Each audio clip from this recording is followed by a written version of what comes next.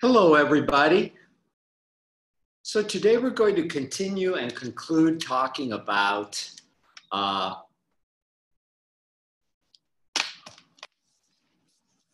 conformational analysis of the rings. And last time we were talking about cyclohexane, and an important point that we made then at yesterday's lecture was that cyclohexane, although we write it frequently as a flat hexagon, is not flat. Instead, cyclohexane adopts a so-called chair conformation. So just by way of recap of what we said last time,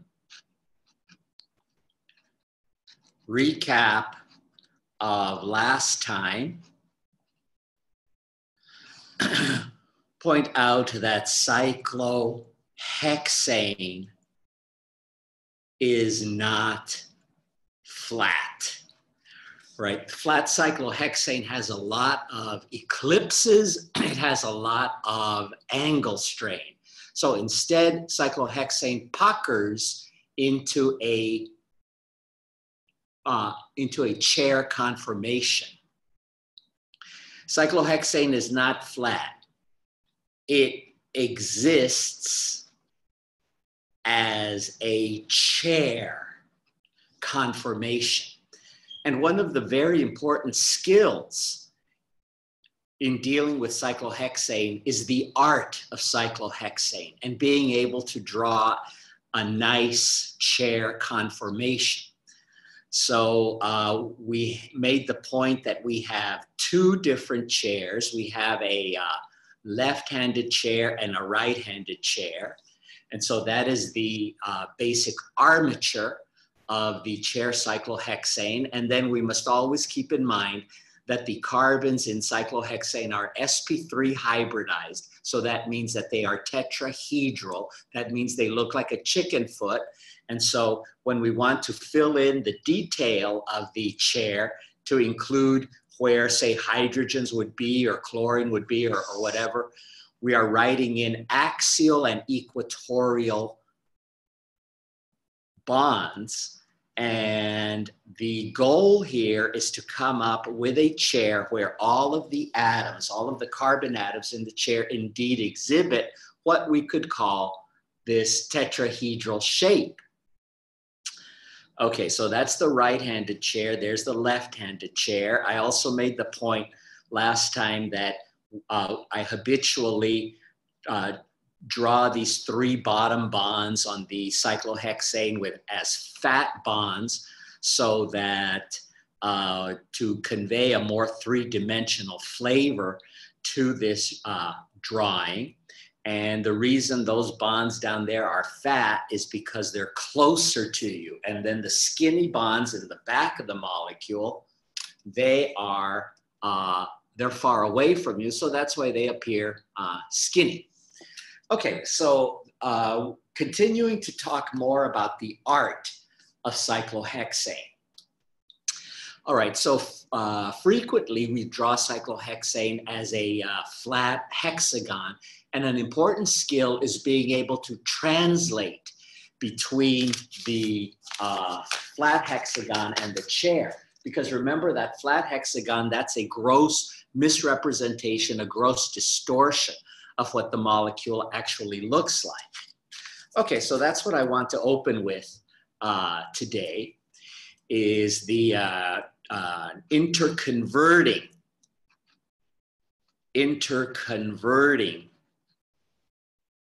between the flat hexagon and the chair.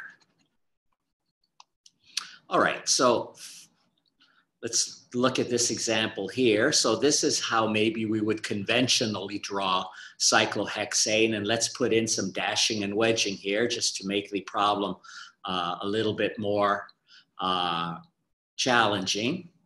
So maybe something like this. Okay, so how would we represent that as a chair? Okay, so the idea is this, is that when you are looking down on the chair, what you see is this flat drawing. Okay, so when we want to translate this flat drawing into a chair, I'm going to draw the right-handed chair because I draw that better than the left-handed chair. And so that would be the armature of the chair. And when you look down on the chair, what you see is the flat drawing. So in going from the flat drawing to the chair, you're imagining yourself up here somewhere. So I'm going to imagine myself here. Here I am, right? Here I am. And I'm looking down on the chair. And what we must do is we go around this chair. We go around this chair conformation and decide whether the dashing or wedging of each substituent represents an axial or equatorial position. Okay, so now I'm going to redraw this as a chair because this is a gross distortion of what the molecule actually looks like. This is a much closer to reality. And so now I'm going to have to start somewhere. It doesn't really matter where I start, but just so that we're all looking at the same picture, I'm going to call that carbon up there at 12 o'clock. I'm going to call him carbon 1. And where does carbon 1 live over here? It doesn't matter. But it makes most sense, if I'm translating this flat drawing into a chair, it makes most sense, to me anyway, to put carbon 1 here. Now, you could put carbon 1 over there, over there, over there. You could put carbon 1 anywhere, but it just seems very illogical to me if you're trying to translate this flat drawing to a chair to somehow put carbon 1 over there. So I'm going to put it over there. And this will be carbon 2, 3, and 4. 2, 3, and 4. Okay, and so now I'm going around the chair, and at every carbon atom, I have 2 options. I have an equatorial option and I have an axial option. And the challenge here is to translate this pattern of dashing and wedging into axial and equatorial substituents. Remembering you're hovering above the chair. You're looking down on the chair.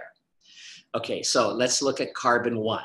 Carbon 1, we have 2 options. We have the equatorial option and we have the axial option.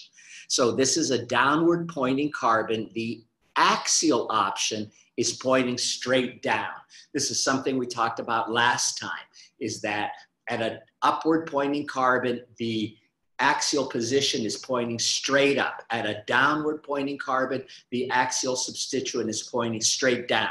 So carbon 1, as I've designated it here, is a downward pointing carbon. The axial substituent is straight down. The equatorial position either points to the left or to the right, depending on whether the carbon is on the left-hand side or the right-hand side of this molecule. And whatever you do, you want to portray that chicken foot sp3 shape of tetrahedral carbon.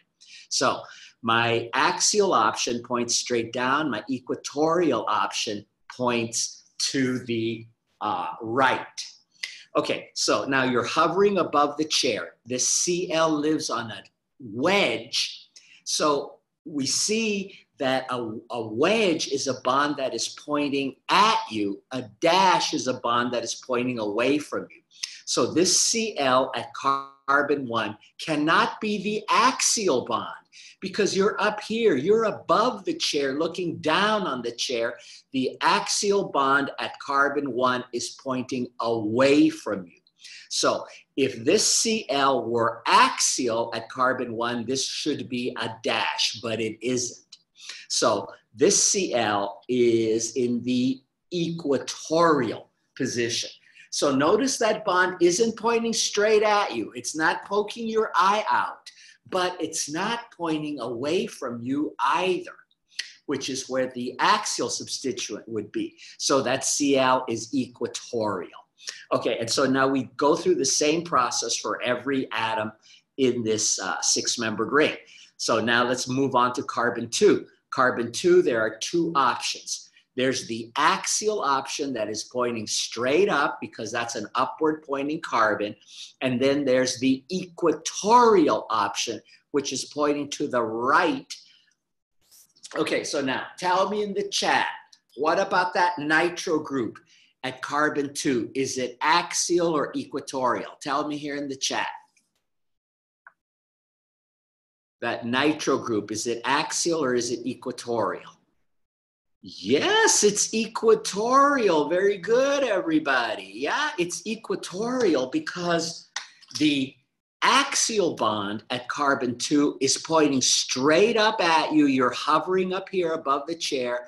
If that nitro group were on a wedge, it would be axial, but it's not on a wedge. It's on a dash. So that at this carbon, that means the nitro group isn't pointing straight at you. It can't be axial. It must be equatorial. Okay, and so now let's go to carbon-3. Once again, you have the axial option pointing straight down and the equatorial option pointing to the right. That BR is on a dash. It is pointing away from you. And so at carbon-3, that BR on a dash must be axial. And finally, at carbon-4, we have an upward pointing axial position and a leftward pointing equatorial position. That methyl group, if it were on a wedge, it would be poking your eye out because you're up above the molecule, but that methyl group isn't on a wedge, it's on a dash. So this methyl group is equatorial. Okay, so notice a couple of different things about the translation of the dash and wedge to the chair. Is that dash does not, wedge does not mean axial. Wedge does not mean axial. Dash does not mean equatorial. So the bond can be axial or equatorial if it is wedged. It all depends on which carbon you're starting, which carbon you're considering at the moment.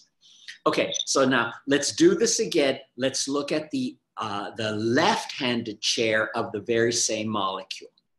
So once again, I'm going to draw the left-handed chair, the armature, and I like to draw these fat bonds here to show that's the part of the molecule that is closest to me. And where is carbon-1 going to be on this thing? It can be anywhere. To me, it makes most sense to put carbon-1 there. And then this can be carbon-2, this can be carbon-3, and that can be carbon-4. And again, going around the flat hexagon, atom by atom, considering that I'm up here somewhere. I'm up here somewhere looking down on the chair. Okay, so Cl at carbon-1, it's on a wedge. It's poking my eye out. So the Cl here is axial. The nitro group, I have two options. I have the axial option and the equatorial option. And so here, that nitro group is on a dash. It's pointing away from me at carbon-2. The axial bond is pointing away from me. Now it's axial. Okay, at carbon-3, once again, I have the axial option and the equatorial option. That bromine is on a dash. It's not pointing at me. That's what a wedge would be doing in this case. So that Br must be equatorial. And at carbon-4, once again, that methyl group is on a dash. It's pointing away from me. It's axial there at carbon-4. So these are the two chairs that I would come up with that are the faithful translation of this flat hexagon. So this is a very important skill. If you don't get the art of cyclohexane right, there's no way you can get the science right.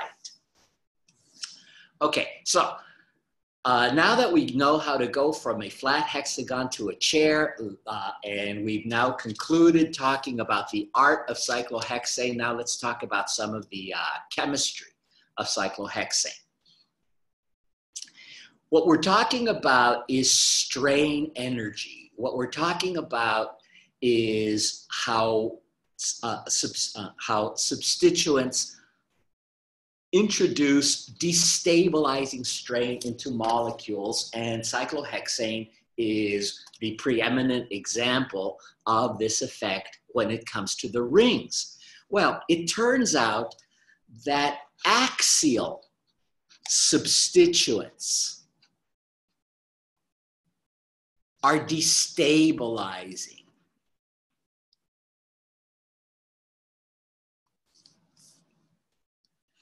And the nature of the destabilization is once again due to non-bonded electron pair repulsion. When a substituent is axial, it is crashing into other axial substituents. And when it's equatorial, well, the equatorial substituent tends to be farther away, so equatorial is less destabilized. This interaction is called a 1,3 diaxial interaction, meaning this 1,3 diaxial interaction, this destabilizing interaction, meaning that there's an axial substituent at carbon 1 is crashing into a second axial substituent, right? That's why it's diaxial, because you're considering two axial substituents. The axial substituent at carbon 1 crashes into the axial substituent at carbon 3. Okay, so once again, let's look at the chair. Let's look at the chair, this right-handed chair. And where's carbon 1 on this thing? It doesn't matter. I'm going to put carbon 1 here, and I'm going to put a substituent here at carbon 1, and I'm going to make it axial. So let's say here at carbon 1, I have a methyl group. All right, so I have a methyl group here at carbon 1, and it's axial. And remember that these lines represent bonds, but the bond is really the axis of a cloud of electrons that surround each of these substituents. So that this is really a big ball of carbon and hydrogen. And so the extent of the electrons maybe look like that, right? Or maybe even bigger. Anyway, there's carbon 1, there's carbon 2, there's carbon 3. At carbon 3, I have an axial and an equatorial substituent. Well, the axial substituent, let's make it hydrogen. It could be something else. It could be another methyl group. It could be a benzene ring. It could be whatever. The important thing that is axial, that it's axial at carbon 3. He's surrounded by a big cloud of electrons. Try to draw it like that, something like this. And now we see that these two axial substituents have interpenetrated each other's electron clouds. And when electrons aren't in the same bonds, they destabilize each other because it's just negative charge that's hating negative charge. Okay, so that's carbon 1, but there's another carbon 3, another thing that we could call carbon 3 over here somewhere. And maybe there's a hydrogen that lives there at that carbon 3. And he's surrounded by a big cloud of electrons as well. And so we have this traffic jam of electrons. We have this traffic jam of electrons.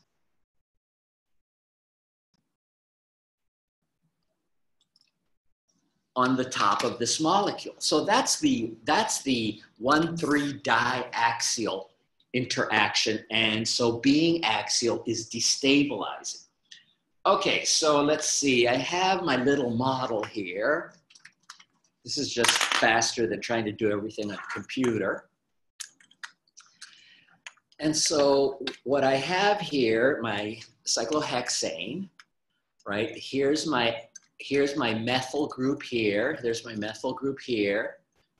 And I'm going to let him be axial. I'm going to let him be axial. There he is.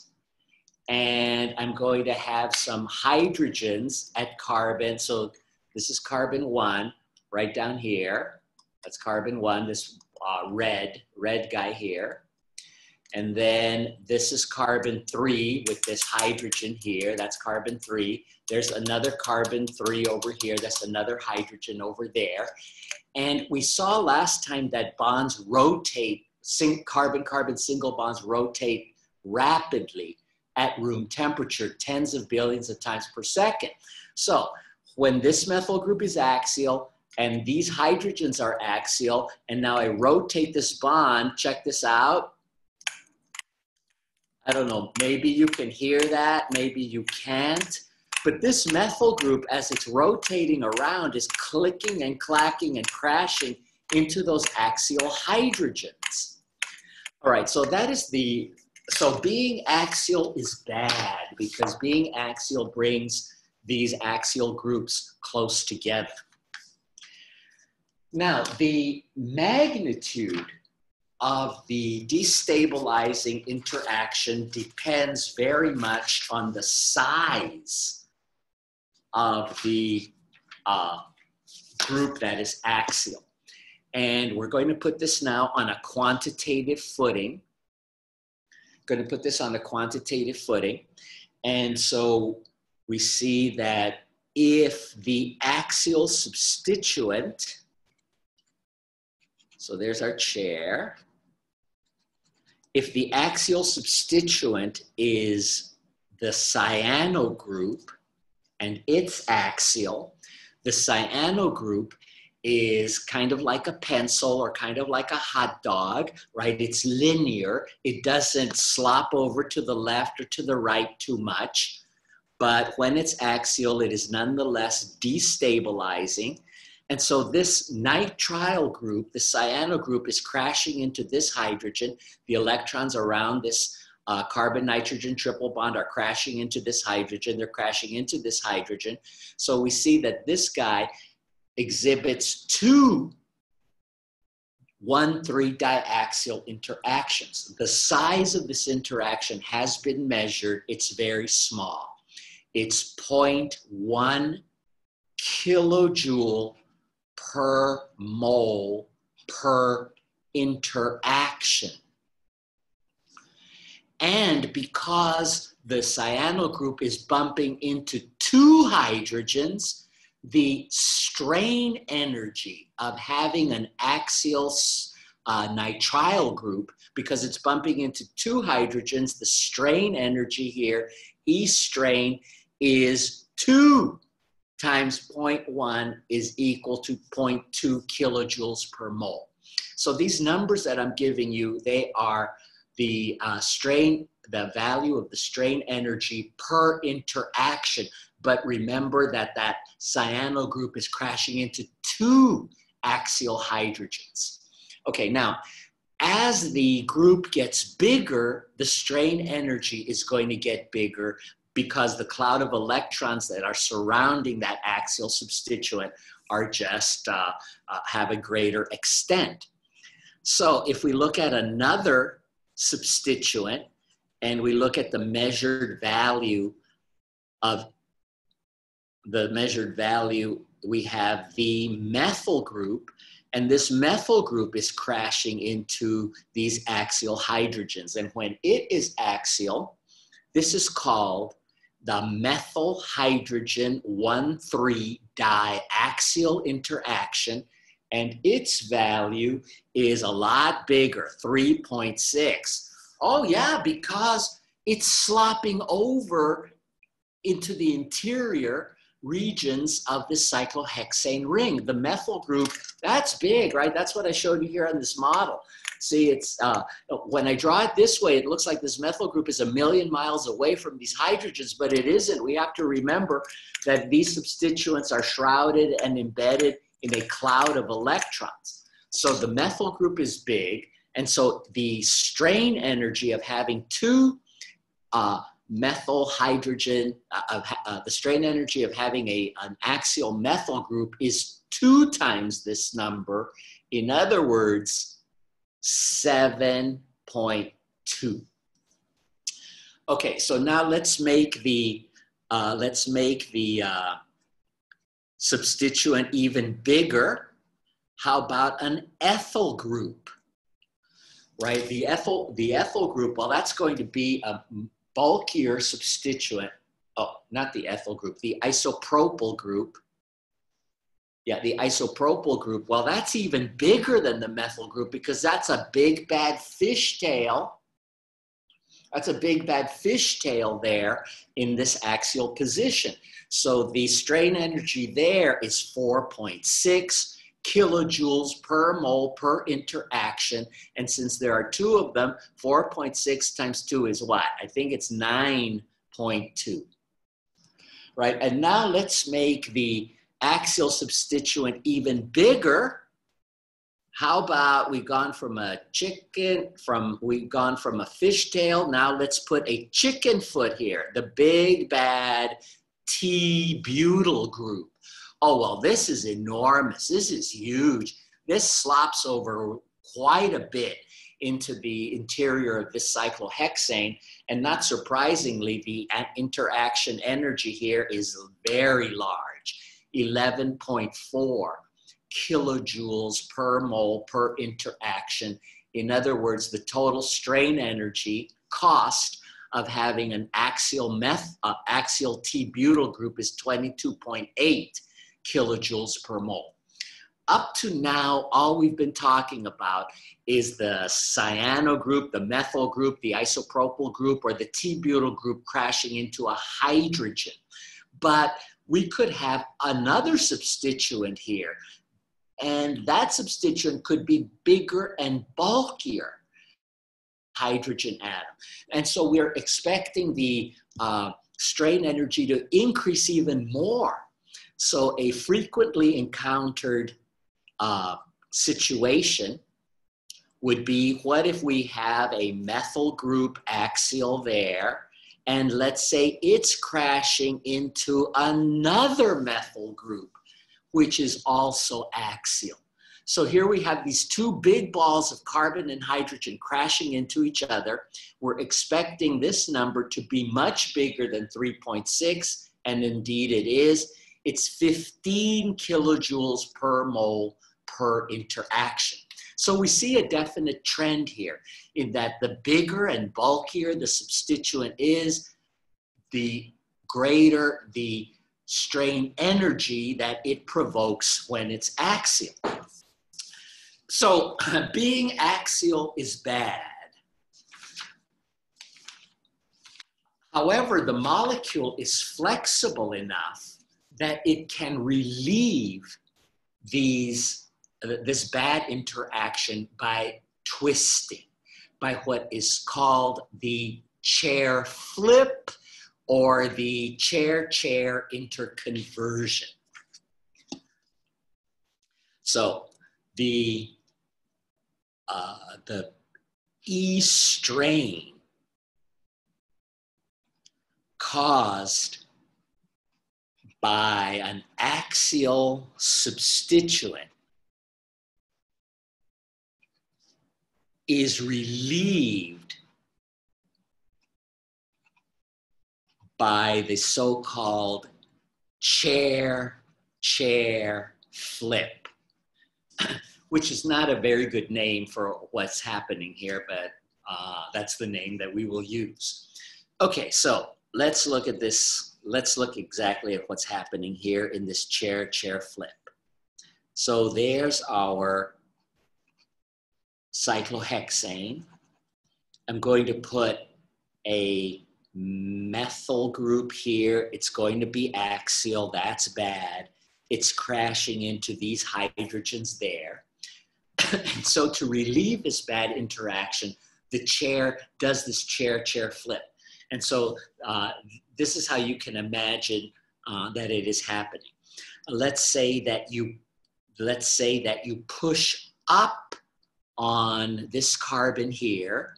You push up on this carbon there, right? I'm going to put these equilibrium arrows. And so you've goosed the back end of this molecule. And now we have something that looks like this.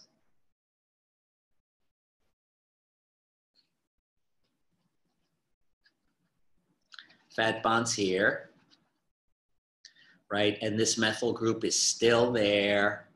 And this hydrogen is now over here somewhere. And this hydrogen is over here somewhere, right? And now what you want to do is push down on the carbon that bears the methyl group. And what you've done is you've gone from the right-handed chair to the left-handed chair. But not only that, is that methyl group is no longer axial. It has now been placed by this chair flip into the equatorial position, and that bad 1,3 diaxial interaction has been relieved. So this is what the chair is doing, is that in order to relieve these 1,3 diaxial interactions, it's flipping back and forth between having the offending group in the axial position to the much more benign equatorial position. So that's the chair-chair flip. Okay, this guy here, so this chair-chair flip, this is very much like the rotation of a single bond. And we saw that we looked at the Eyring equation last time. Well, the activation energy, the delta E double dagger for this chair-chair flip has been measured. It's about 40 kilojoules per mole. And when we plug that into the Eyring equation that we talked about last time, we see that this, a chair cycle hexane is undergoing this chair flip approximately 600,000 times per second at 25 degrees C. So this is not as fast as the rotation about a carbon-carbon single bond, but it's very fast anyway at room temperature. So the chair isn't frozen like that. The chair is flipping back and forth between the right-handed chair and the left-handed chair. And just like we saw with the Eyring equation last time, if you chill the system down, you can essentially stop this chair-chair interconversion. So that if you immerse this into a liquid nitrogen bath, the interconversion slows way down to 10 to the minus 15 times per second, and this would be at 77 Kelvin. So you can essentially stop the chair flip if you go down to a low temperature. Okay, so let's look at our model. Let's try to look at our model, and let's look at this, how we did this chair flip. Okay, so we push up one end, and we push down the other end, and we've gone from axial to equatorial. This halfway house here, this is a transition state. This is called the boat. This is a transition state. It lives for about 10 to the minus 14 seconds. It has a lot of eclipsing strain. It is not a stable structure. So we go from one chair, the right-handed chair, through the boat to the left-handed chair. via this transition state. So I want you to notice a couple of things about this chair-chair flip. First of all, I'm using the word flip. It's not really a flip. You're not taking the cyclohexane and flipping it like it were a pancake on a griddle, right? That's a flip, but that's not what's happening. This is an internal motion. It's not a pancake flip, even though it's called a flip. So something else that I would like for you to notice, we're going to practice in a second, is that this upward pointing carbon in one chair, this carbon that bears the methyl group, has become a downward pointing carbon in the other chair. And this axial substituent in the one chair has become an equatorial substituent in the other chair. And so this is sort of getting back to the art of cyclohexane, is when the chair undergoes this chair-chair flip, this chair-chair interconversion, every upward pointing carbon becomes downward pointing. And every downward pointing carbon in one chair becomes upward pointing. And every axial substituent in one chair becomes equatorial in the second chair. And every equatorial substituent in one chair becomes axial in the other chair. I do encourage you to play with models. It's just much easier and faster, actually, to use a physical model like this than to do it on a computer. I think you learn more with these physical models, but if you don't have one, then maybe you can try to look at it on a computer. Okay, so let's get some practice drawing the two interconverting chairs. So I'm just going to draw a crazy molecule here, a crazy chair with all kinds of substituents, and we're going to draw the second chair. So there's the first chair. Oh, maybe put a Cl there. How about a CH3 here? Up here, I'm going to put maybe a Br, and over here, maybe a nitro group. So there's one chair. Draw the second chair. Remember, these chair cyclohexanes at room temperature are flipping back and forth between one chair to the other chair hundreds of thousands of times per second. The chair isn't frozen in this conformation. It exists as a pair of equilibrating chairs. Okay, so that's the right-handed chair. What I would do now is draw the left-handed chair. And now I'm going to decorate. Now, you see these fat bonds? See these fat bonds that I always like to draw? Oh, they're your pals, because they are keeping track for you of which carbon in which chair is which carbon in the second chair, right? So I like these fat bonds. They're your pals. They're helping you keep track of the carbons in the chair, and so that you won't make a mistake. Okay, so right here, this is the end. I'm going to call this the end of the first fat bond. The end of the fat bond on the left.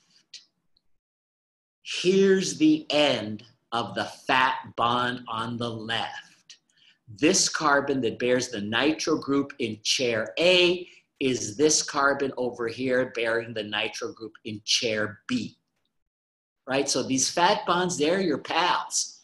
So this nitro group here is equatorial in one chair. In the second chair, it has become axial. Okay, so getting back to these friendly fat bonds, right? The most common mistake that people make in this procedure of interconverting one chair to another chair is that if you were to superimpose the face of a clock over this chair, this guy would be at 8 o'clock. The great temptation is to put this carbon atom here. But that cannot be right because when you go from one chair to the second chair, every downward pointing carbon becomes upward pointing, and every upward pointing carbon becomes downward pointing. This is a downward pointing carbon. This carbon that bears the nitro group cannot be this one because this one is still downward pointing, and that contradicts the whole idea of this chair-chair interconversion. Okay, next up, where the fat bond on the left meets the middle fat bond, we have a bromine. Where the fat bond on the left meets the middle fat bond, we have a bromine atom. And that carbon is upward pointing in one chair, it's downward pointing in the second chair. This Br is axial. It must be equatorial in the second chair. So you're getting it, right? Keep going. Where the middle fat bond meets the fat bond on the right, we have a methyl group.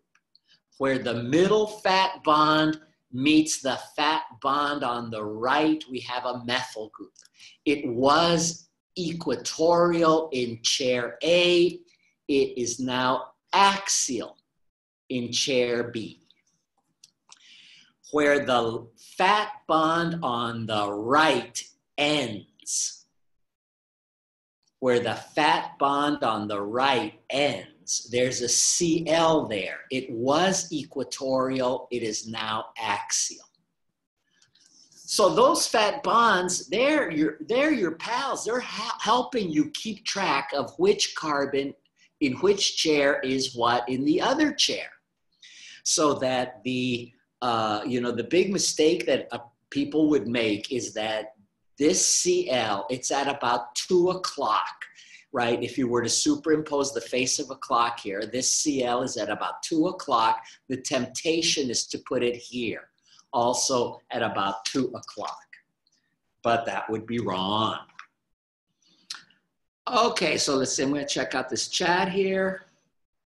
Would the left-handed chair, in this instance, be more destabilized? It might be. Usually, the more axial substituents, the more destabilized the chair is. How do we know if one is axial up or axial down? The axial position on an upward pointing carbon is up. The axial position on a downward pointing carbon is down. So this is a downward pointing carbon. The axial substituent is straight down. This is an upward pointing carbon. The axial substituent is straight up. This is downward pointing, axial substituent straight down. Okay, so let's see. Let's try this again, right? How about we start with this chair over here.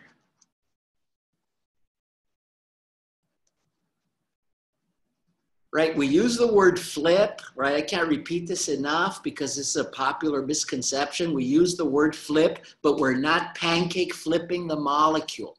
See, all of these substituents were on the front of the molecule, on fat bonds. They're fat because they're closer to you. They're on the front of the molecule.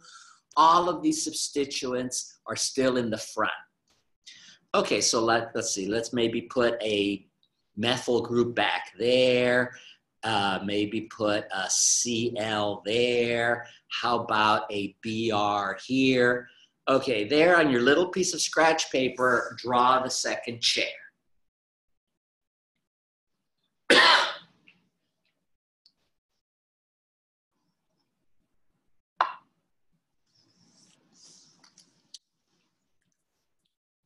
Left-handed chair. So the second chair is going to be the right-handed chair. Don't forget the fat bonds, they're your pals. Where the fat bond on the left meets the fat bond in the middle. There's a BR there. Where the fat bond on the left meets the fat bond in the middle, there's a BR there. It was axial here, pointing straight down on a downward pointing carbon. It must be equatorial in the second chair. Okay, now there's the fat bond in the middle. There's the fat bond on the right. And now skinny bond leading away from it, fat bond on the right, skinny bond leading away. There's a CL there. It was equatorial in chair A. It must be axial in chair B. And that carbon is a downward pointing carbon. The axial position is straight down. Okay, now there's an intervening skinny bond. There's an intervening skinny bond. There's a methyl group there. That methyl group was equatorial. It must be axial in this second chair. Okay, so now what I'm going to do just rapidly here is I'm going to translate this guy into the flat drawing. I'm going to translate this guy into dash and wedge. Translate him into dashing and wedging. Okay, and so carbon 1, this carbon 1, I'm going to put here. Tell me about this CL. Is he a dash or a wedge? Tell me here in the chat. I'm translating this chair back into a dash and wedge. So tell me about this CL at carbon 1. Is it dash or wedge? Oh, it's a dash. Yes, good, everybody. Yeah, it's a dash because I'm hovering above the chair. I'm here, I'm looking down on the chair. And so this CL isn't poking my eyes out. So that's a dash. Okay. So there's carbon 1, there's carbon 2, there's carbon 3, there's carbon 4, carbon 1, carbon 2, carbon 3, carbon 4. What about that BR on carbon 4? Is it a dash or a wedge? It's a dash, right? It's pointing away. It's pointing away from me. I'm on the top of the molecule, but this BR is on the bottom of the molecule. Okay, carbon 4, carbon 5, carbon 6. This methyl group here, dash or wedge? Tell me in the chat. This methyl group over here, dash or wedge? Tell me in the chat. Oh, it's going to be a wedge. All right, great. Now what I'm going to do is I'm going to translate this chair into the dash and wedge also. And once again, I'm going to put carbon 1 here. You see how this CL is pointing away from me? It's a dash. You see how this carbon atom that bears the BR, you see how it's not pointing directly at me. I'm up here somewhere. The axial position is poking my eye out. This BR isn't. Whoa, what happened here? Oh, this should be BR. So this is a dash BR. And then this methyl group, oh, he's poking my eye out on a wedge. It's the same chair, right? It's regardless of which chair you start with, where carbon 1 is. This is just interconversion between one chair and another chair. Okay, so I'm going to take a 10-minute break now. But before I do that, is there any discussion about anything in the chat that I should know about? Because I need to go take a break. Any questions about anything? Let's see, my clock on my computer says 9:52. I will return at 10 o'clock. Anything I should know about here on the chat?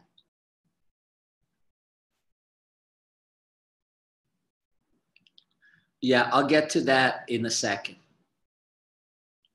Why don't you try reading the study guide? if you want to know what's the material for quiz 2. What else? Okay, so I'll be back at about 10 o'clock or 10:01. I have to go take a break.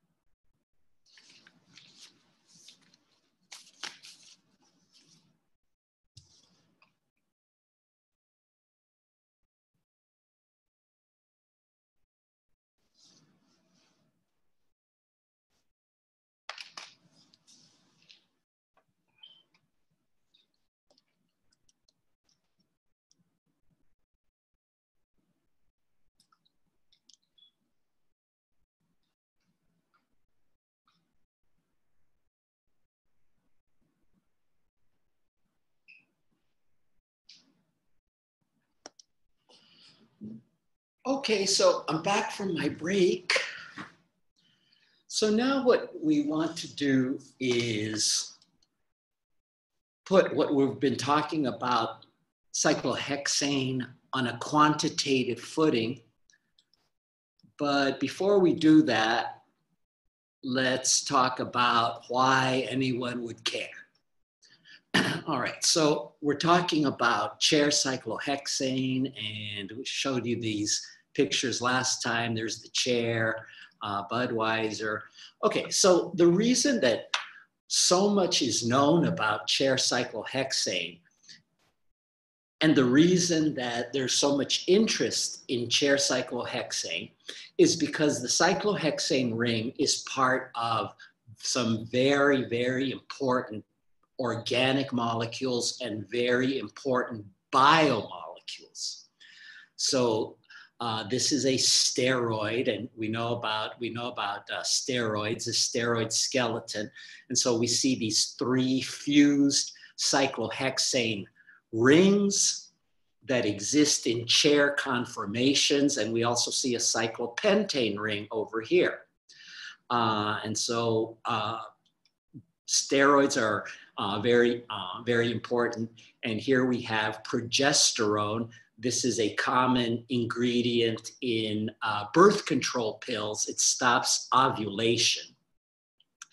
And what I've done here is drawn sort of a 3D drawing of what this steroid looks like. And we see these two chairs over here and then an envelope cyclopentane over here. Kind of strange that a very rich source of progesterone, and maybe you know that progesterone is a female sex hormone.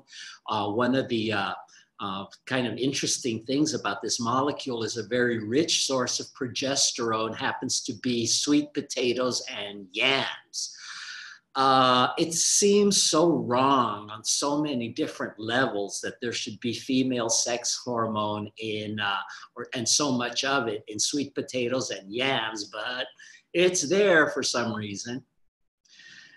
When we think about steroids, I guess what we really think about a lot is the performance enhancing anabolic steroids that athletes have used. So don't answer me in the chat, but anyone here on roids? Yeah, well, yeah, don't answer me in the chat. Okay, so this is 19-nortestosterone. It's a steroid. So here we have a cyclohexene ring and two chair cyclohexanes and a cyclopentane over here. And so this is a popular anabolic steroid. And here's a rogues gallery of some baseball players that were caught using this stuff, some of them having been rehabilitated. So we see these chair cyclohexanes in steroids. That's why people are interested in them. But the chair cyclohexane doesn't just happen in steroids. For those of you who are lucky enough to be taking biochemistry in the future, you will discover, and the professor there will probably make a big deal out of the fact that the carbohydrates, the sugars, exist in chair conformations. Okay, it's not chair cyclohexane because a carbohydrate, a sugar, substitutes one of the CH2s of chair cyclohexane with an oxygen atom, but it's still a chair conformation. And what we see here are the carbohydrates that are on the surface of a blood cell, and people have undoubtedly heard of the blood types, A, B, O, so on and so forth. Well, what distinguishes one blood type from another blood type is the identity of the chair, of the carbohydrates in chair conformations that are on the surface of a blood cell.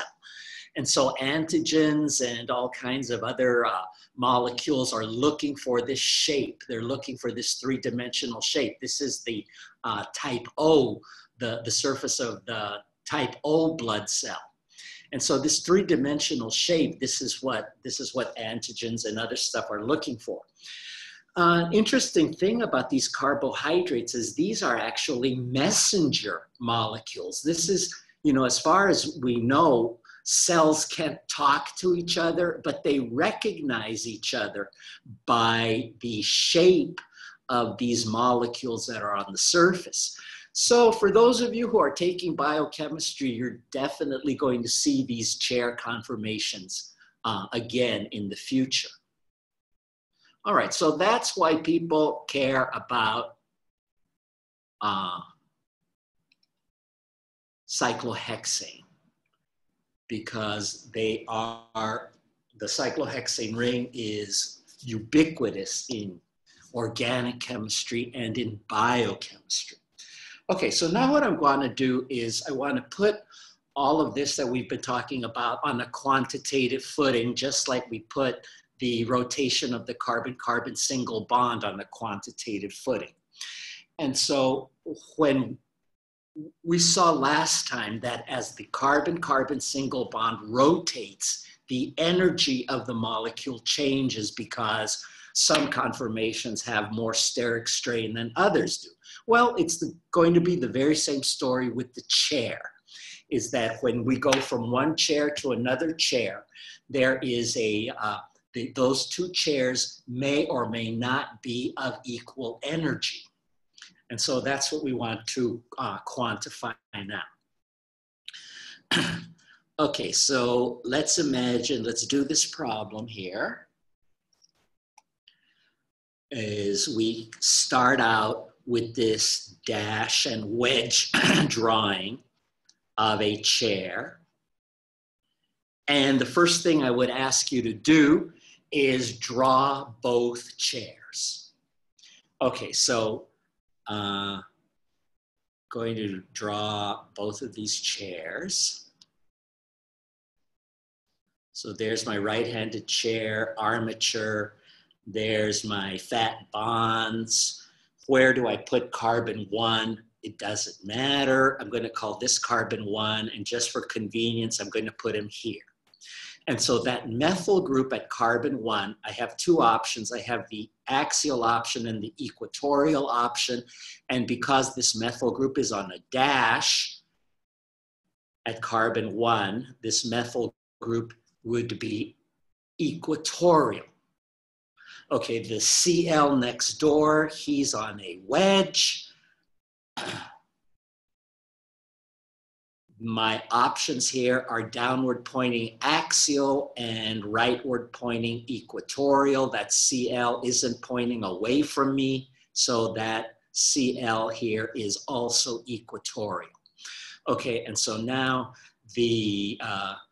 that's carbon 2, skip a carbon, carbon 4 over here, that methyl group will be axial.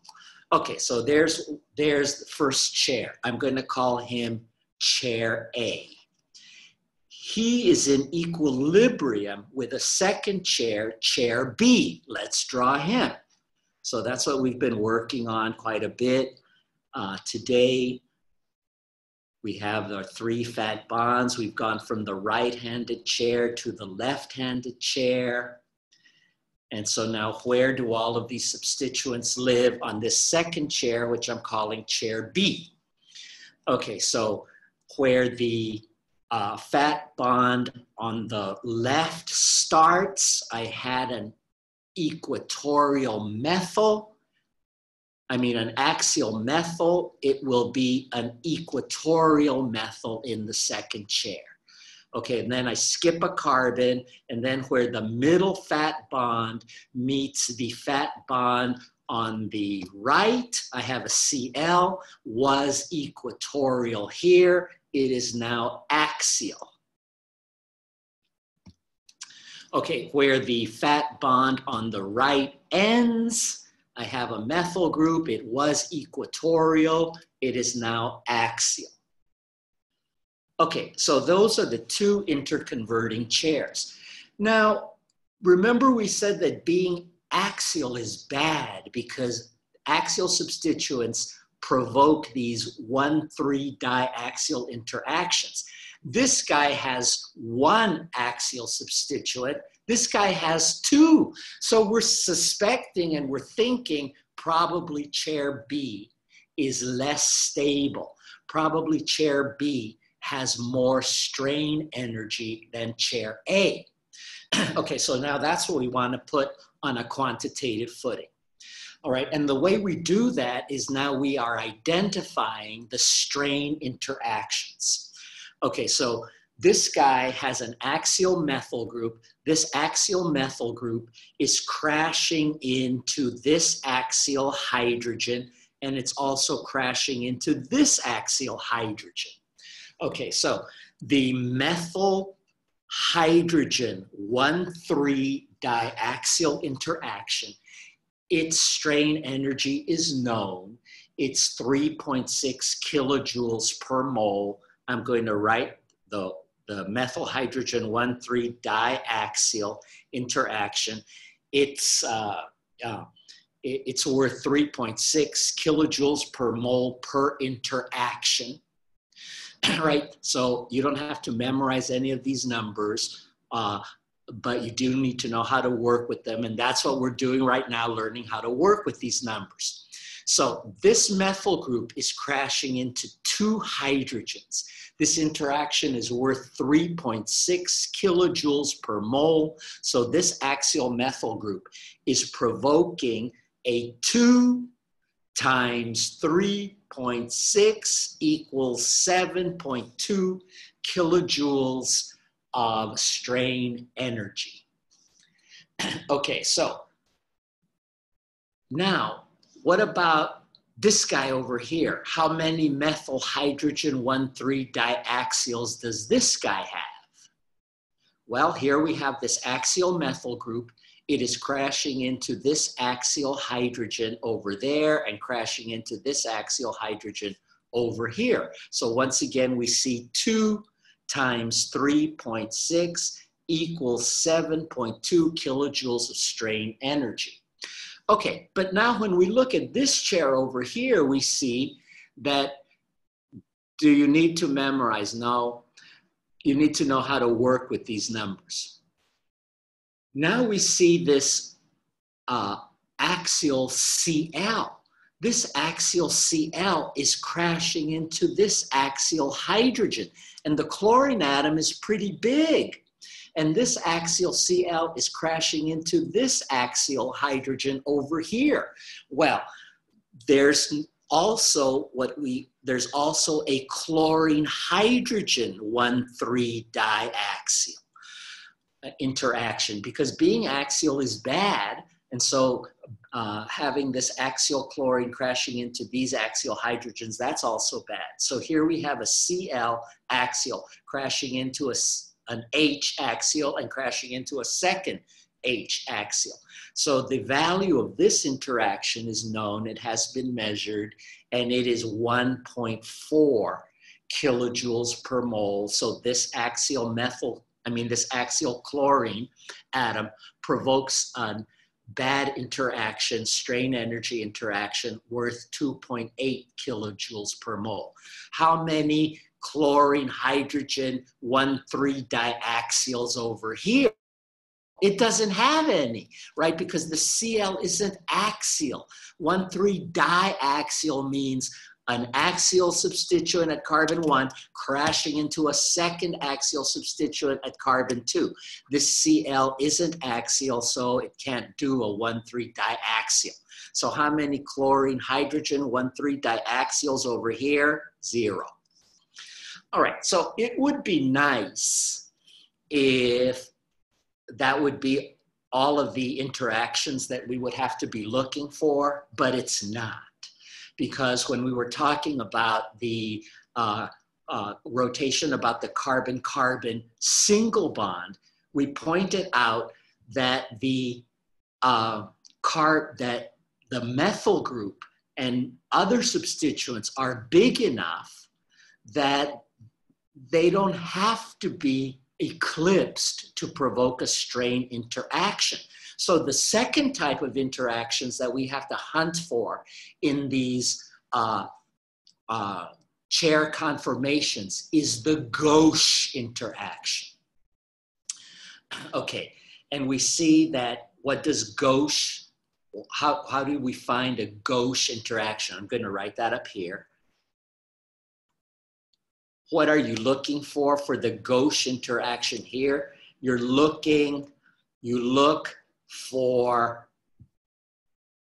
substituents on neighboring carbons,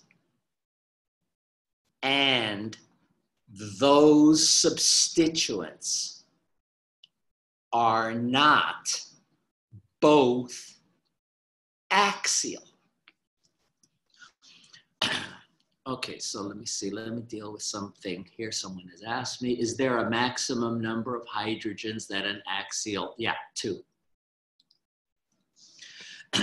Okay, so here's a methyl group. Here's a methyl group and a chlorine. They are substituents on neighboring carbons. And are they both axial? No. One is equatorial and the other one is equatorial. So that this is a gauche interaction. And the gauche interaction, the chlorine-methyl gauche interaction, that's not free because the methyl group is big and the chlorine atom is also big. So this is a gauche interaction right here.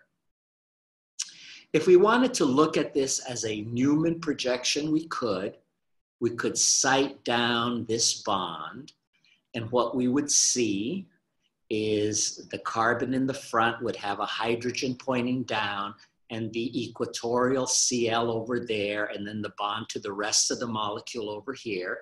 And now carbon 1, which is hidden by this disk, that has a hydrogen up in the air like that, and a methyl group equatorial over here, and then another bond over here. And I'm just going to put the rest of the molecule with those brackets, with this bracket. And we see that this Cl and this methyl group are gauche to each other. They're on neighboring carbons and they're not both axial. If this Cl and this H were both axial, they would be anti, right? So that's a gauche interaction. And the chlorine-methyl gauche interaction, its value has been measured. It's equal to 1.6 kilojoules per mole.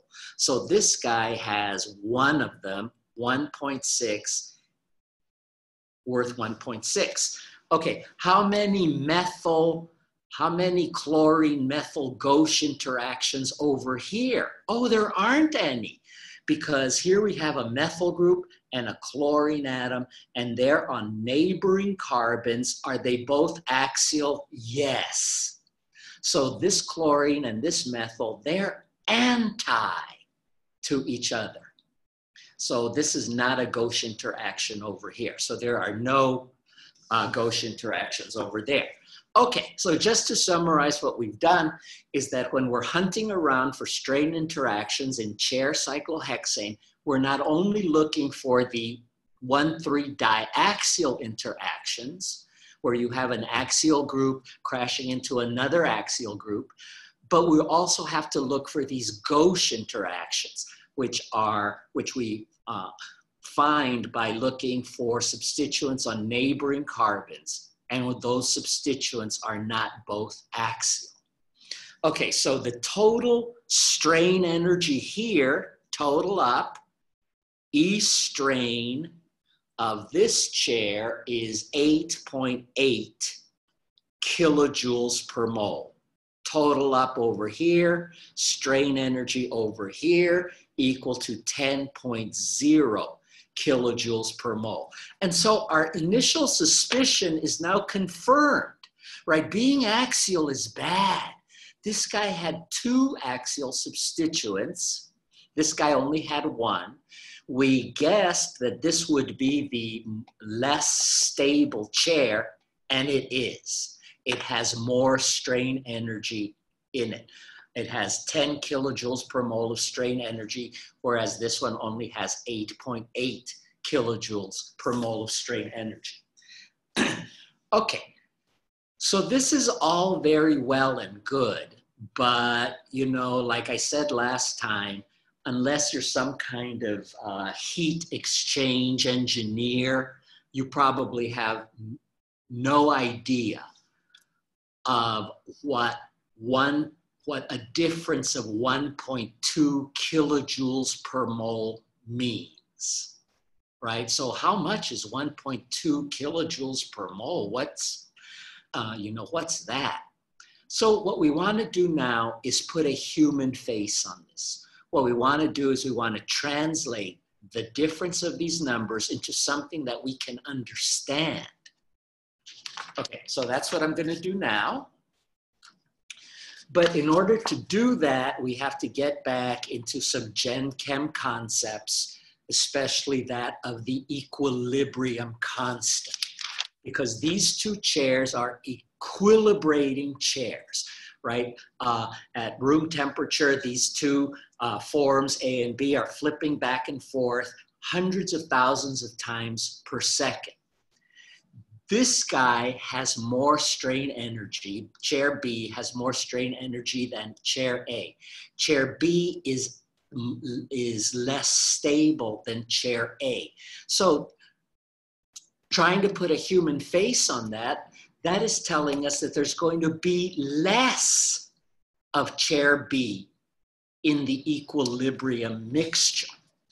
Okay, so remember the equilibrium constant from Gen Chem?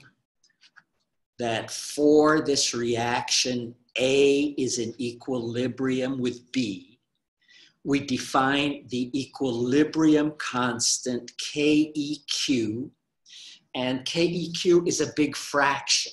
In the numerator, you have the concentration of the products, each of them exponentiated to a power equal to the coefficient in the balanced equation.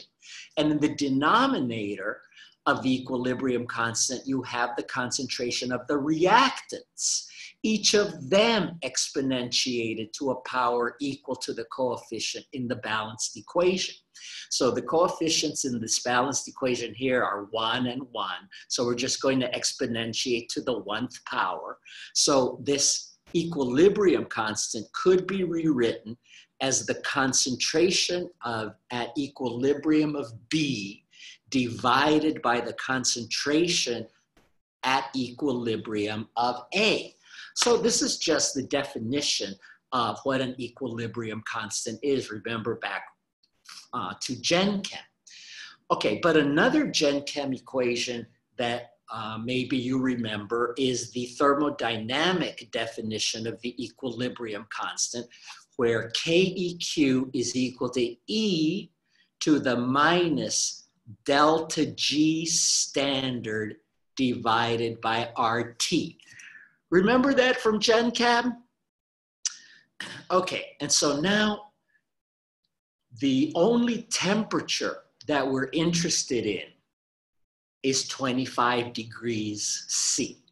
So if you look up the gas constant and the temperature and get the right units and slam that into this equation, we can rewrite this equation as E to the minus 0.404 delta G standard.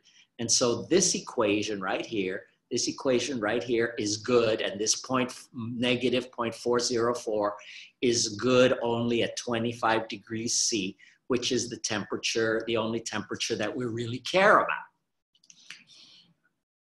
Okay, and so now what we do next is that we equate this delta G standard with the strain energies, because these values that I'm giving you here, these values that I gave you here, they are actually delta Gs. They're actually the Gibbs free energy.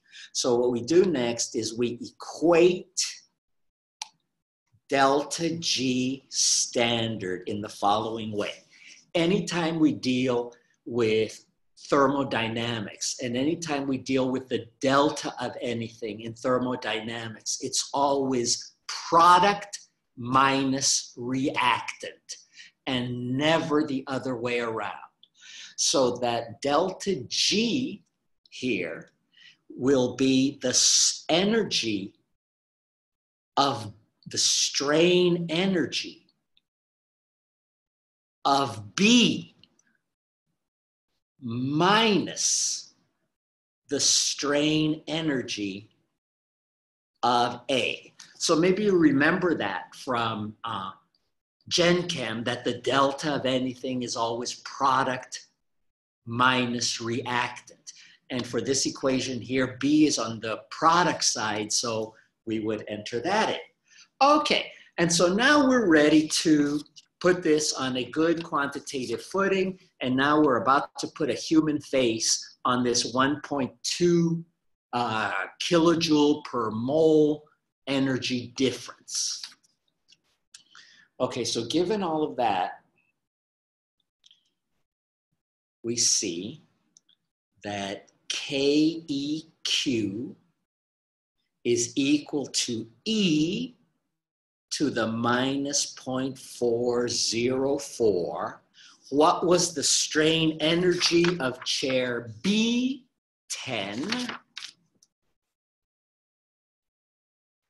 minus what was the strain energy of A? 8.8. And we do this number up and we get 0.62.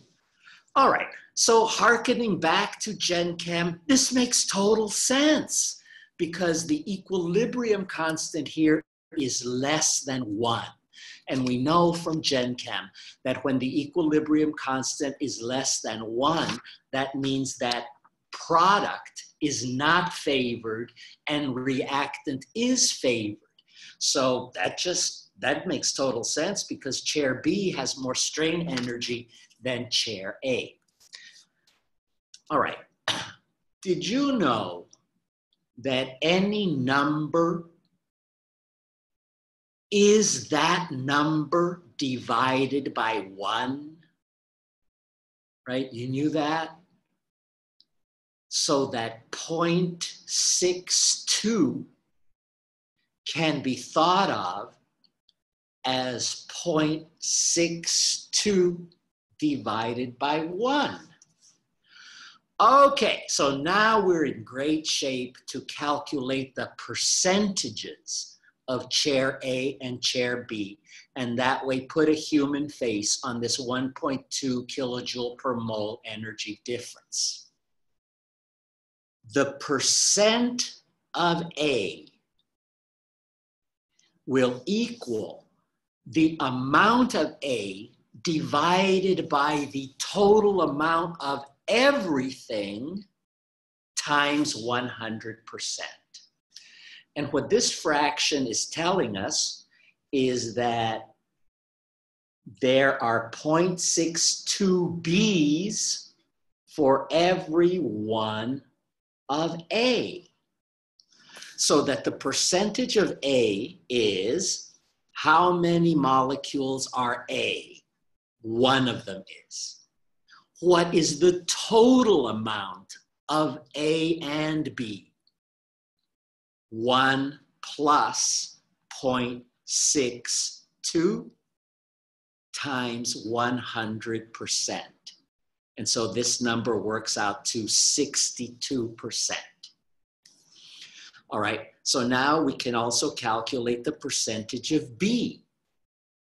It's going to, how many molecules correspond to B?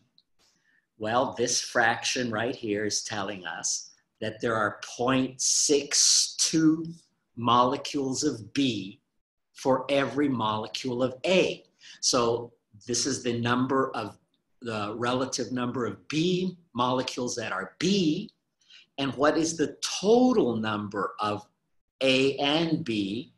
1 plus 0.62, and then we times this by 100%, and we get 38%.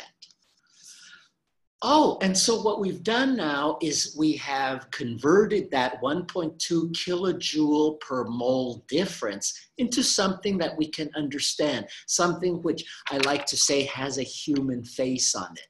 Because you have to be some kind of heat transfer engineer to appreciate what this 1.2 kilojoule per mole energy difference is, but you don't have to be that sophisticated to know what a percentage is.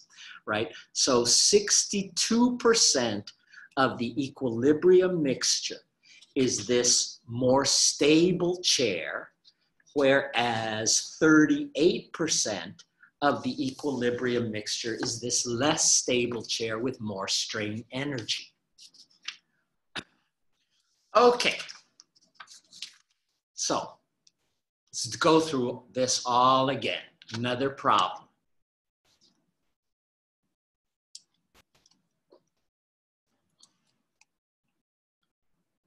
Oh, and maybe I should threaten you and warn you that a problem like this on Thursday's quiz, 100% guaranteed.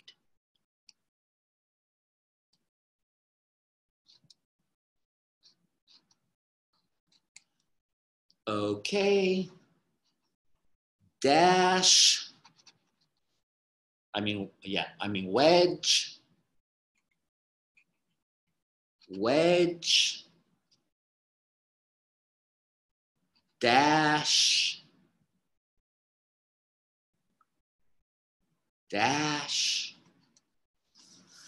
First up, draw both chairs.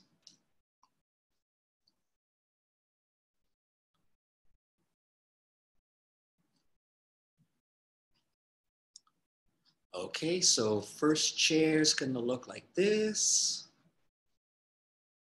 I'm going to put carbon 1 over here. That's going to be axial methyl, equatorial methyl, equatorial methyl, and axial methyl.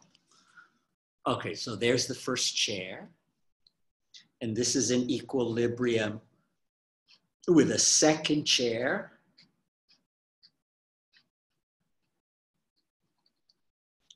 And we want to translate, we want to see what the second chair looks like, where the fat bond on the left starts.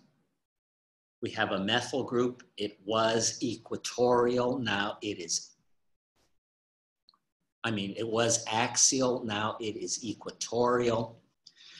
Where the fat bond on the right, the fat bond on the left meets the middle fat bond, we have a methyl group. It was equatorial. It is now axial. Where the middle fat bond meets the fat bond on the right, we have a methyl group. It was equatorial. It is now axial. And where the fat bond on the right ends, we have a methyl group that was axial. It is now equatorial. So there's the second chair. All right, so remember, being axial is bad. This guy has 2 axial substituents. Oh, this guy also has 2 axial substituents. So it's not going to be that easy to figure out which one is going to be the more stable chair just by counting up axial substituents, because remember, we also have to deal with the gauche interaction. Okay, so let's hunt around for first of all, the 1,3 diaxial interactions. So here's an axial methyl group. It is crashing into this axial hydrogen. It's crashing into this axial hydrogen. The methyl hydrogen 1,3 diaxial interaction, that's worth 3.6 kilojoules per mole. Tell me, I'm calling this guy chair A. I'm calling this guy chair B. Tell me in the chat, how many methyl hydrogen 1,3 diaxial interactions in chair A? How many methyl hydrogen 1,3 diaxial interactions in chair A?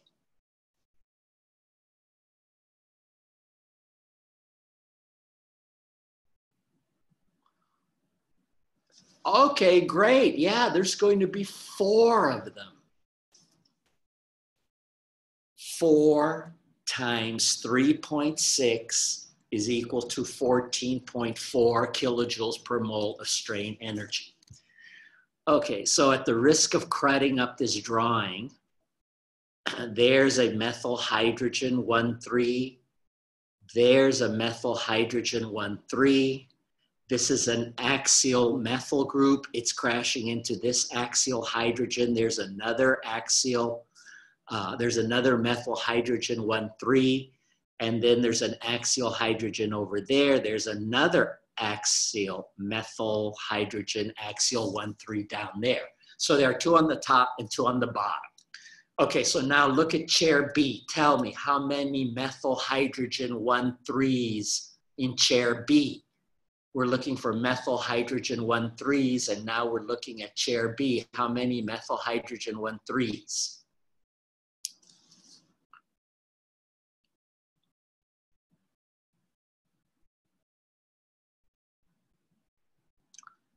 So once again, there are 4 methyl hydrogen 1,3s over here in chair B.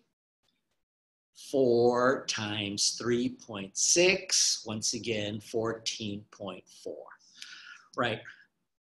Okay, but remember, that's not the only interaction we're hunting around for. We also have to look for the gauche interactions.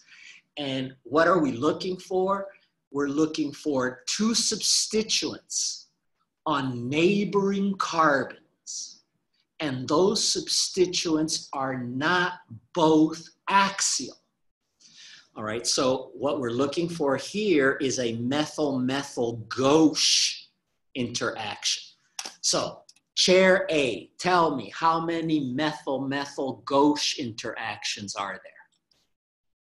How many methyl-methyl gauche interactions in chair A?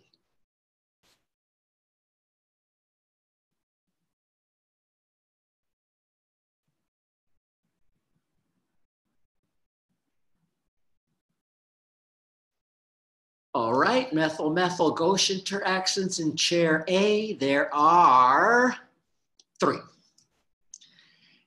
And the methyl-methyl gauche interaction is worth 3.8, so 11.4, total up 25.8. Okay, so now let's talk about this methyl-methyl gauche because this can be kind of hard to find.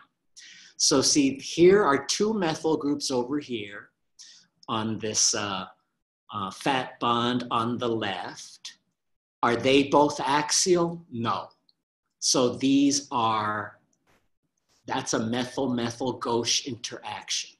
When the methyl groups are both axial, they would be anti, and they would be as far away from each other as possible, and they would not be provoking a strain interaction. So that's a methyl-methyl gauche right here. Okay, so look at the methyl groups on the middle fat bond. One of them, these are methyl groups on neighboring carbons. One of them is equatorial and the other one is equatorial. That's gauche.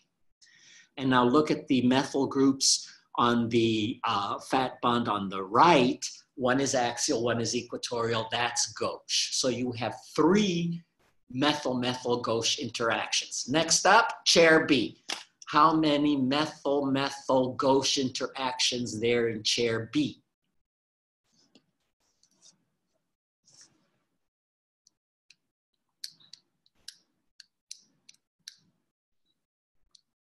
Methyl-methyl gauche interactions in chair B. Oh, there are going to be 2 of them. Whoops. There are going to be 2 of them. So here are methyl groups on neighboring carbons over here, fat bond on the right, on the left. Are they both axial? Nope, one is axial, one is equatorial. That's gauche. Here are methyl groups on neighboring carbons. Are they both axial? Yes. These methyl groups are anti. They're as far away from each other as they can possibly get. And so the strain interaction there between those 2 methyl groups is 0. And these methyl groups over here, the fat bond on the right, one is axial, one is equatorial. That's another gauche interaction. So this is 2 times 3.8 is equal to 7.6, total up 22.0 kilojoules per mole of strain energy. Okay, so it turned out that B is more stable than A, not because it has more, fewer 1,3 diaxial interactions, but now it looked like the gauche interaction was the telling and deciding feature. Okay, so now next step, calculate the percentage in the equilibrium mixture of chair A and of chair B. So tell me in the chat what you got. What's the percentage of chair A? What's the percentage of chair B? Oh, a problem like this on Thursday's quiz, 100% guaranteed.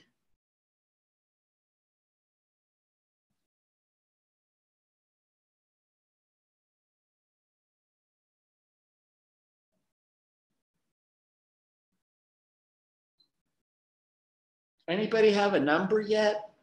Tell me which chair you're calculating the percentage for, right? You need a calculator. And I will be here patiently waiting for someone to tell me on the chat, what is the percentage of A and what is the percentage of B?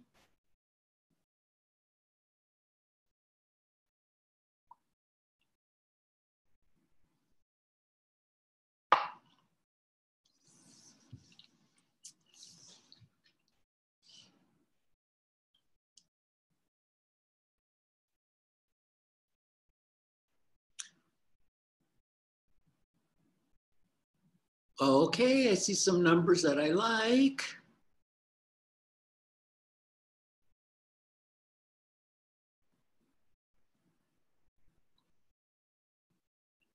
Anybody else?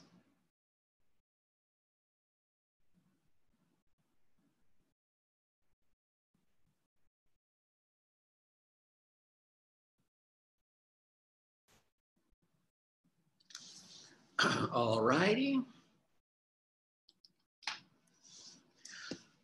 Okay, so the equilibrium constant is equal to the concentration of B divided by the concentration of A. And at 25 degrees, this is e to the minus 0.404 delta E strain. And so this would be product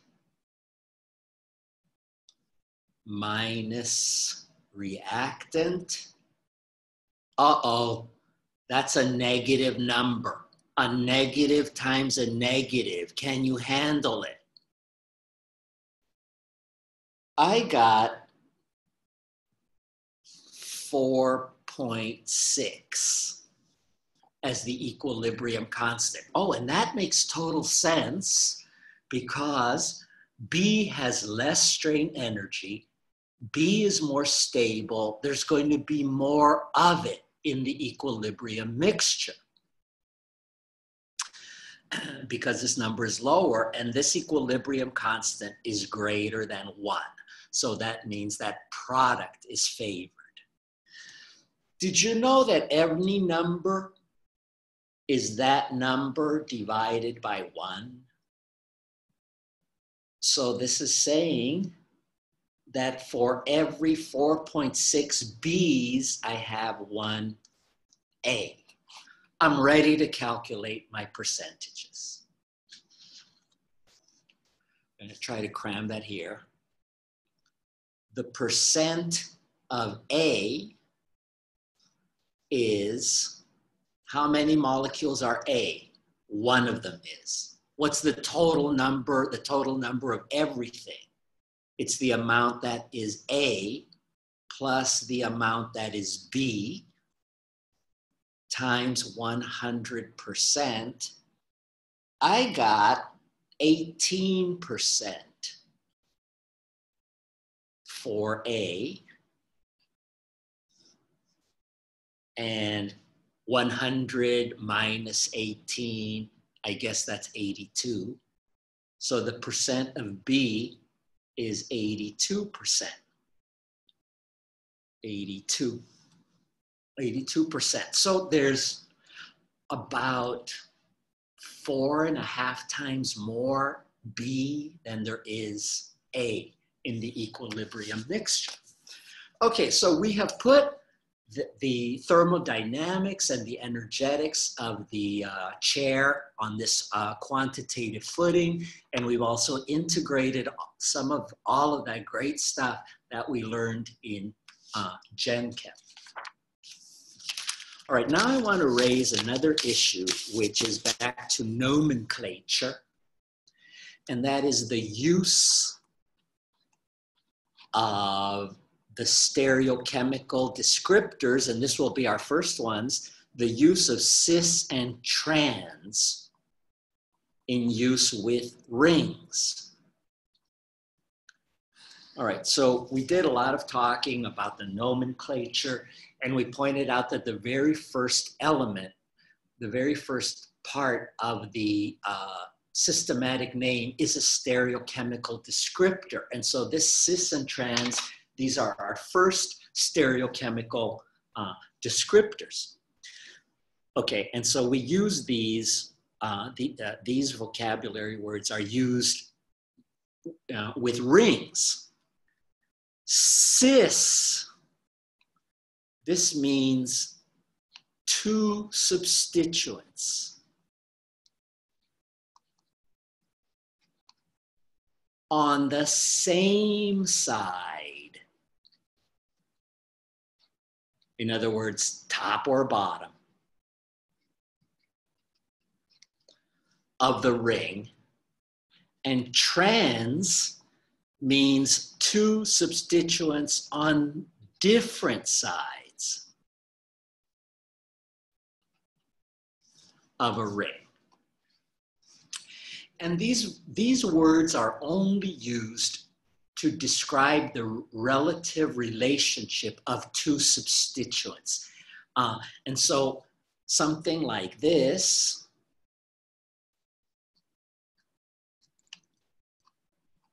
we have Cl, we have Br. So the official name of this compound would be, oh, I see one substituent is in the front of the molecule. The other substituent is on the back of the molecule. This is trans. This would be called trans 1-bromo 2-chloro-cyclohexane. Whereas this guy, wedge Cl, wedge Br. Okay, here these two substituents are on the same side of the ring. They're both in the front. They're both on wedges. So this thing would be called cis 1-bromo 2-chloro-cyclohexane. And notice how these stereochemical descriptors are the very first thing that we encounter in the name. Okay, so let's do a problem where we're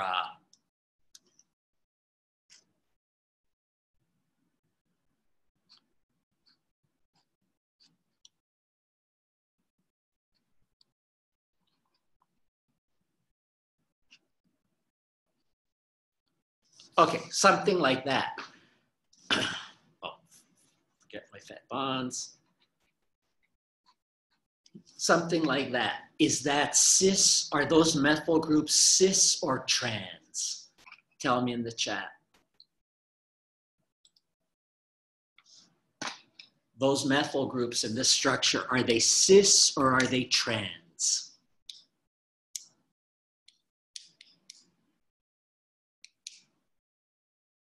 Oh, they're cis, right? They're both on the, they're kind of like on the bottom of the molecule. See this, the axial hydrogen here, that's on the top face of the molecule. This axial hydrogen here, he's on the top face of the molecule. So these methyl groups, they're not pointing straight down, of course not, but they are on what we could consider the bottom of the molecule. Okay, so let's try this in a different direction. What about trans 1,4-dichlorocyclohexane? Draw the most stable chair of that.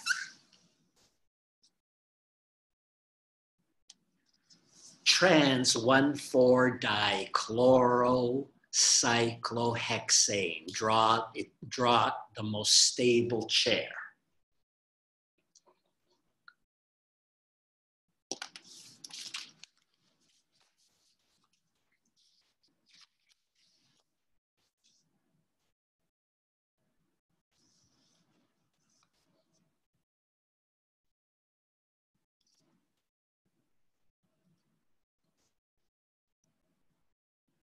So do you got that?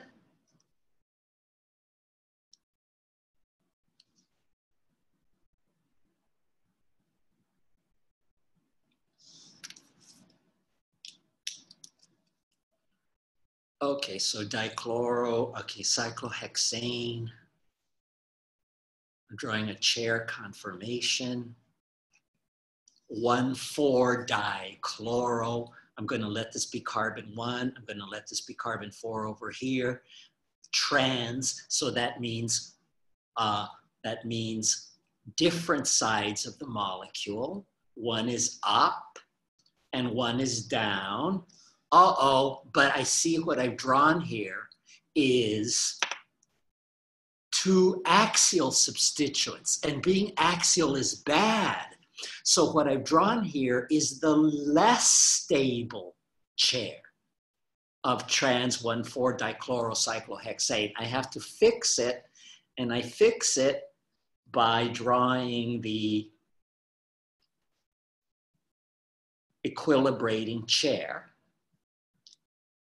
Axial becomes equatorial, and axial becomes equatorial. So that would be the most stable chair form of trans 1,4-dichlorocyclohexane. Yes? Okay. So at this point, we can draw a heavy double line here to signify the end of the material for quiz number 2. Now, I don't have this cis and trans in the study guide, so I'm going to redo one more paragraph in the study guide because I definitely want to ask you about the cis and trans. Okay, so I'm going to stop there.